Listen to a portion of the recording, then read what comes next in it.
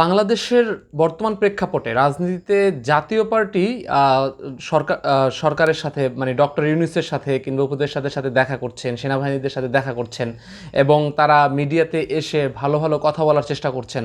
তারাও বিভিন্ন সুরে বোঝানোর চেষ্টা করছেন যে আওয়ামী লীগ একটি ফ্যাসিস্ট সরকার ছিল, ভোটবিহীন কিংবা স্বৈরশাসক ছিল, এভাবে বলার চেষ্টা করছেন। প্রশ্ন হচ্ছে, জাতীয় পার্টিকে কি আমরা যেই আওয়ামী লীগের যে দুর্বৃত্তায়ন কিংবা একটা স্বৈরচারী ফ্যাসিস্ট একটা ব্যবস্থা, সেই ব্যবস্থা থেকে আসলে জাতীয় পার্টিকে আমরা মুক্তি দিতে পারি কিনা, কিংবা সেই দায়ভার আমরা জাতীয় পার্টিকে আসলে একেবারে না দিয়ে পারি কিনা? আমি মনে করি যে না, কোনোভাবেই জাতীয় পার্টিকে আওয়ামী লীগের মতো হয়তো দায়ভার দেওয়া যাবে না, কিন্তু কোনোভাবেই জাতীয় পার্টির এই দায় এড়ানোর সুযোগ নেই। দায় এড়ানোর সুযোগ কেন নেই? প্রথম কারণ হচ্ছে 2014-তে যখন প্রথম তত্ত্বাবধায়ক সরকারকে বাতিল করে এই আওয়ামী লীগ সরকার একটি ভোটবিহীন একেবারেই বিনা প্রতিদ্বন্দ্বিতায় একটি নির্বাচন ব্যবস্থা তৈরি করলেন, সে সময় কিন্তু জাতীয় পার্টি সেখানে সহযোগিতা করেছে। এবং 18-তে এবং 24-এ যখন আওয়ামী লীগের সাথে আসলে বিভিন্ন রাজনৈতিক দলগুলো, বিএনপি সহ নানা রাজনৈতিক দলগুলো যখন ভোট বর্জন করলো, আওয়ামী লীগের সাথে থেকে সেই ভোটের দামি একটি বিরোধী দল, সেটি কিন্তু জাতীয় পার্টি সাজিয়ে দেখানোর চেষ্টা করেছে। এবং খুব ইন্টারেস্টিং বিষয়, জাতীয় পার্টি একসাথে বিরোধী দল হয়েছে এবং একসাথে মন্ত্রিসভায় থেকেছে। এটি মনে হয় বাংলাদেশের ইতিহাসে বিরল।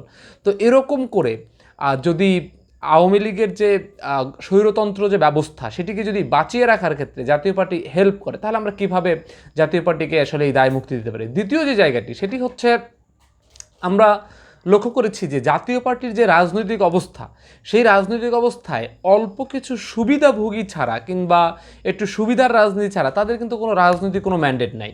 তাদের না আছে কোনো রাজনৈতিক প্রতিশ্রুতি, না আছে কোনো জনসংযোগমূলক কোনো কার্যক্রম, না আছে রাষ্ট্র সংস্কারের কোনো প্রয়াস।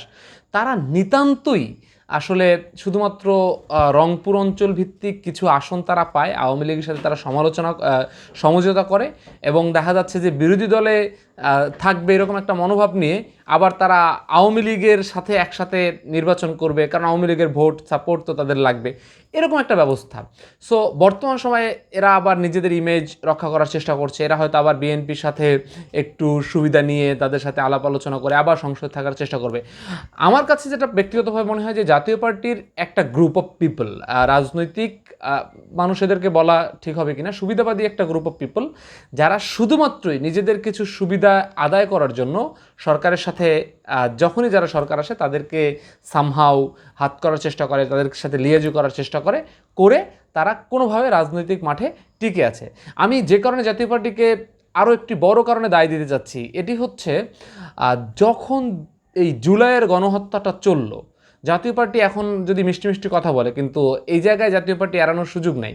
জাতীয় পার্টির কিন্তু তখন সংসদে কিছু এমপিরা ছিল, ওরা যদি সত্যি সত্যিই মনে করতো যে না, এটি অন্যায় হচ্ছে, শেখ হাসিনা একটা রাহাজানি করছে, গণহত্যা করছে, একজন এমপিও যদি জাতীয় পার্টির আসলে তখন পদত্যাগ করতো, তাহলে কিন্তু সিনারিওটা ভিন্ন হতে পারতো। হয়তো আরও কিছুদিন আগেই শেখ হাসিনা আর পতন হতে পারতো এবং হয়তো কিছু প্রাণ বেঁচে যেতে পারতো। তো এরকম কোনো ইনিশিয়েটিভ আমরা জাতীয় পার্টিকে নিতে দেখি নাই। এবং এখন যদি রাজনীতিতে তারা মানুষকে এই ধরনের বোকা ভাবে এবং বোঝানোর চেষ্টা করে যে আসলে আমাদের হাতে উপায় ছিল না, উপায় আসলে বিএনপির হাতেও ছিল না, জামাতের হাতেও ছিল না, অনেকগুলো রাজনৈতিক এই ছাত্রদের হাতেও ছিল না, কিন্তু তারপরও তারা মৃত্যু কিংবা শঙ্কা মেনে নিয়ে তারা অন্যায়ের বিরোধিতা করেছে, যেই জায়গায় জাতীয় পার্টি এই জাতির সাথে প্রতারণা করেছে।